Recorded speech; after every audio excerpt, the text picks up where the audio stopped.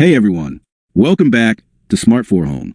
In this video, I'll show you how to program your G Universal Remote to control your TV, DVD player, or other devices. It's quick, easy, and takes just a few minutes. Let's get started. Section 1. Gathering Requirements. Before we begin, make sure you have your G Universal Remote, the device you want to control, like a TV or DVD player, the code list for your remote. You can find this in the manual or online. Section 2. Manual Code Entry Method. The first method is the manual code entry. Here's how to do it. Turn on the device you want to control.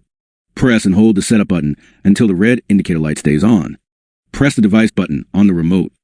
The red light should blink once and stay on. Enter the code for your device using the number buttons on the remote. Once entered, the red light will turn off. Test the remote by pressing the power button to see if the device turns off. If it works, you're all set. If not, try another code from the list. Section 3. Auto Code Search Method. If you don't have a code, don't worry. Use the Auto Code Search Method instead. Turn on the device you want to program. Press and hold the setup button until the red indicator light stays on. Press the device button on the remote.